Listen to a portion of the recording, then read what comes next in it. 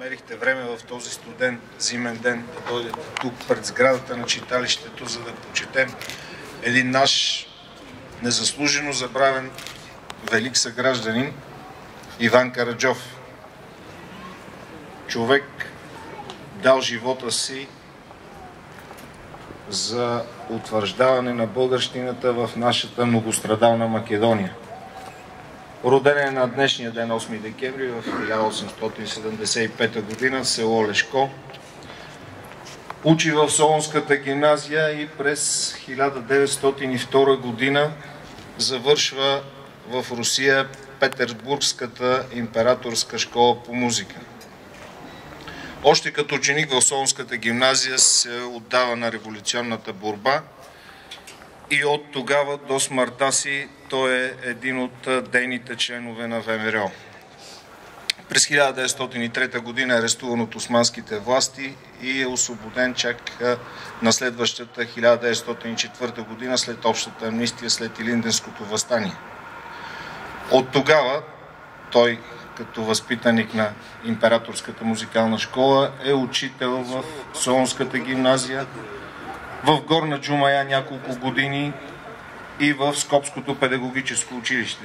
През 1908 година е един от учредителите на българската партия в Османската империя, Съюз на българските конституционни клубове.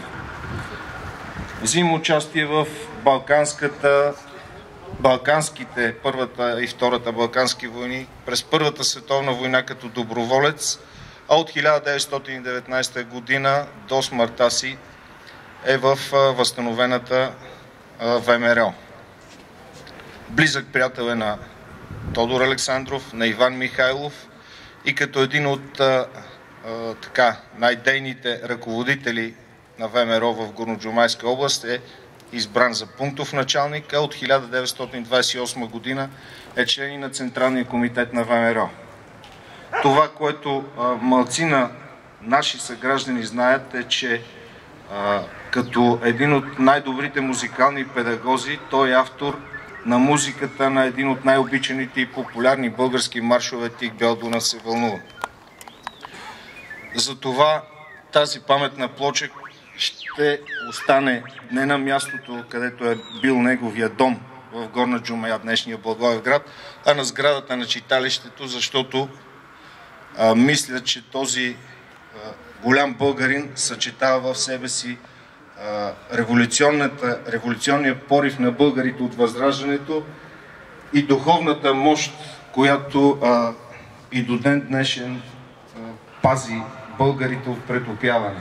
На сградата на тази чисто българска институция, българското читалище, освещаваме днес паметната плоча на Иван Караджов, наш виден, незаслужено забравен съгражданин и велик българин. Нека бъде светла памет нам.